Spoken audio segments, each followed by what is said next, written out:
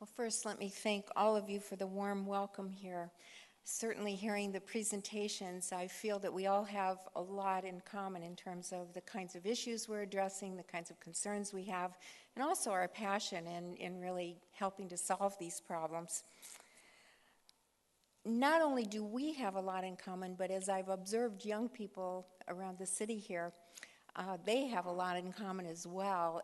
At the center, we often call teenagers screenagers because they spend so much time in front of the screen and they seem to have a lot more in common with each other than they even do with their parents at times. So we want to take a look at the formal education system here and the kinds of system that our children are going into every day. And I thought it might be useful to look at what that current system is. First of all, there's a value in the current system that access to information is scarce.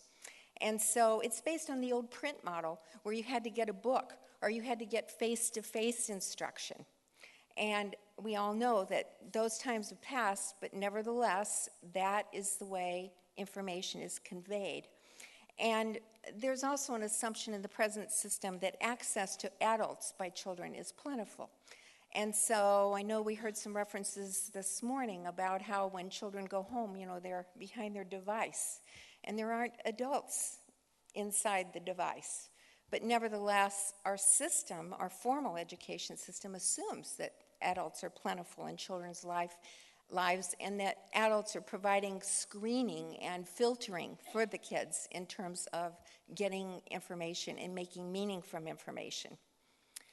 Also, there's a value that content knowledge is something that's transmitted to children and not more interactivity. Subjects in schools are isolated disciplines, so there's math, there's science, there's history.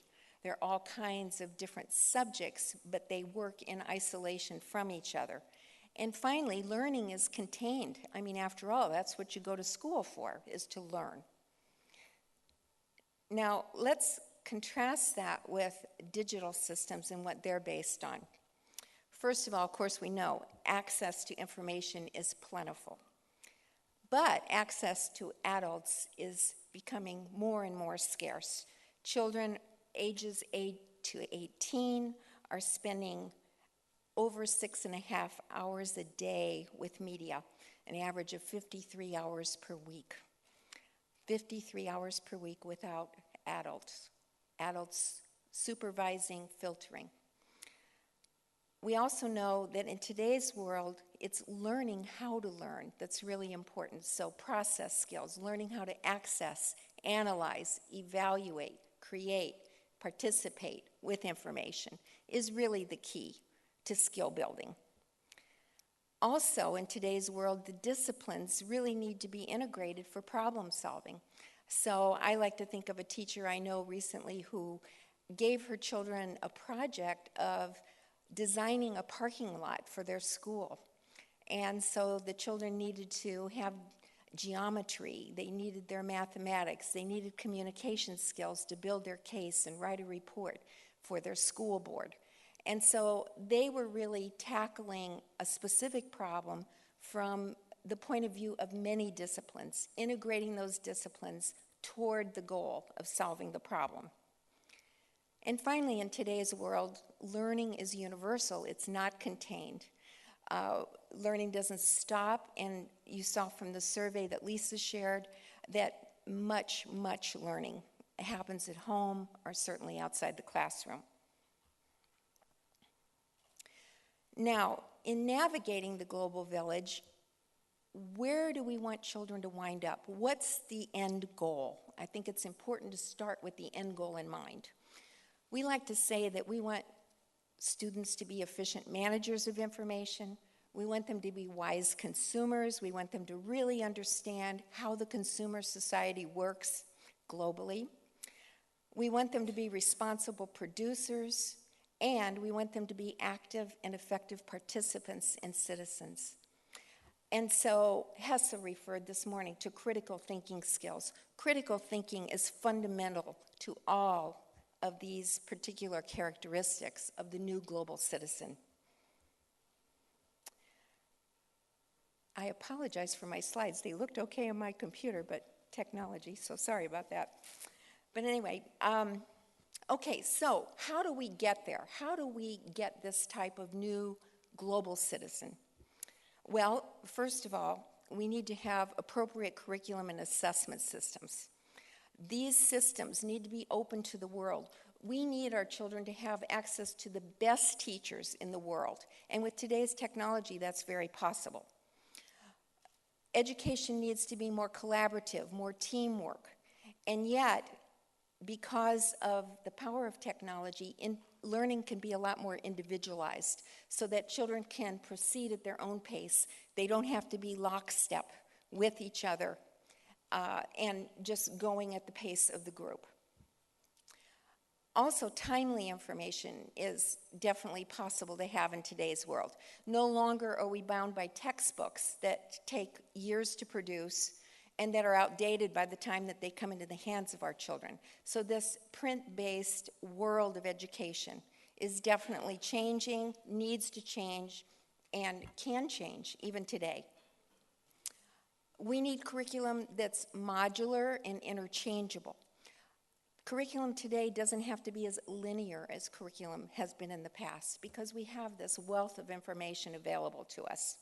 And so new ways of developing curriculum really need to be looked at. Assessments can be student involved. It doesn't all depend on the teacher because the teacher's role has really changed a lot in that the teacher is more of a guide on how to acquire knowledge rather than being the person who just dumps data into someone else's head. Research-validated frameworks are really a key to the new educational landscape because today we're really helping students learn how to sift information. And again, we're not into dumping information. So we need frameworks to help us sift appropriately. And finally, we need curriculum that's measurable, that's scalable, that's tech-friendly. And again, when you think about the way most education happens in the classroom today, that really isn't true.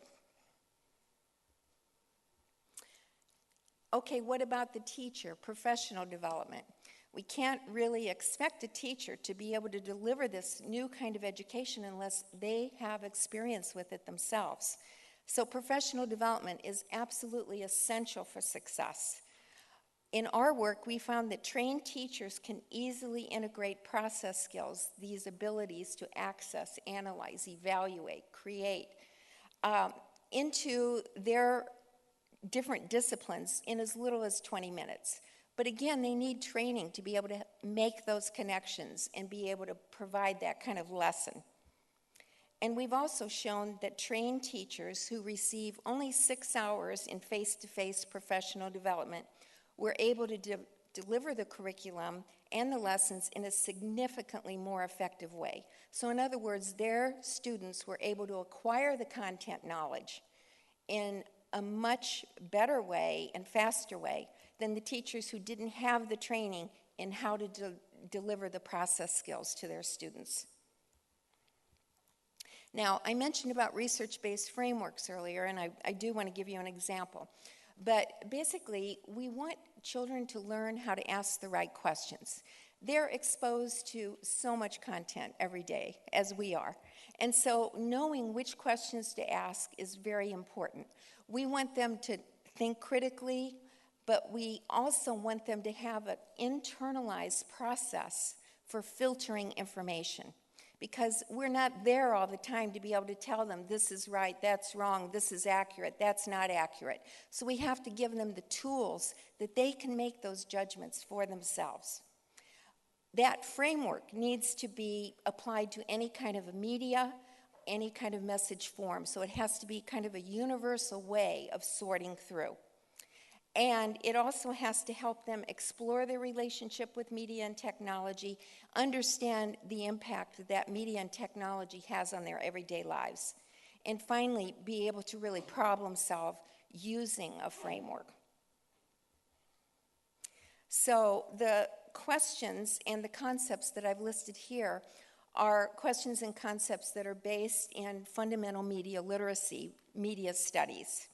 And there are 5 core concepts, 5 key questions. So it gives the students and the teachers an easy entry point into learning about how to think critically with the media that they're exposed to. Again, teachers are often called upon to teach critical thinking, but the question is how, and how can we do it easily? How can we do it today? We have to give the teachers the tools, and they need to be tools that are effective and that are grounded in research and in academic study. So these questions are cross-curricular. They can apply to any subject. They form a common vocabulary for the students and teachers that can be carried and applied into any discipline. They're engaging for students because we found that students really like asking questions and really like to pursue answers. And also they're a tool for lifelong learning because once you've acquired an internalized process for thinking critically, you can carry that process with you no matter where you are, no matter what time of day, location, subject, etc. So just as a quick overview, I'll give you the 5 key questions for deconstruction. We also have 5 key questions for construction that relate. The first question is, who created this message? So it looks at the idea of authorship. And I might add that Len Masterman out of Great Britain is the person who originally came up with the concepts, and he posited 18. And so over time, I think Canada has 8, and now in the United States, we're using these 5. The second question relates to format. What creative techniques are used to attract my attention? So really learning about the arts and how the arts are rhetorical devices to attract us to media messages. The idea of exploring audience. How might different people understand this message differently than me? Content. What values, lifestyles, and points of view are represented in or omitted from this message? And finally, purpose. Why is this message being sent? Understanding that all media has purpose, whether it's profit, whether it's power, whether it's influence. And so, again, we need to give our students a way of being able to consistently apply these questions to content, regardless of the subject of the content, and have a methodology for thinking critically about any media that they come across. So we have a lot of work to do in the world of formal education, as I'm sure you're aware. But I do believe that media literacy has gained more currency in recent years in education circles. I know I'm certainly hearing it a lot more at the policy level, and I know that the European Commission recently adopted some guidelines for media literacy education, which is very encouraging. So we're at the beginning of this whole new journey about how to educate our children, but hopefully with the commitment and with the understanding of how this world has changed, we'll be able to do the job. Thank you.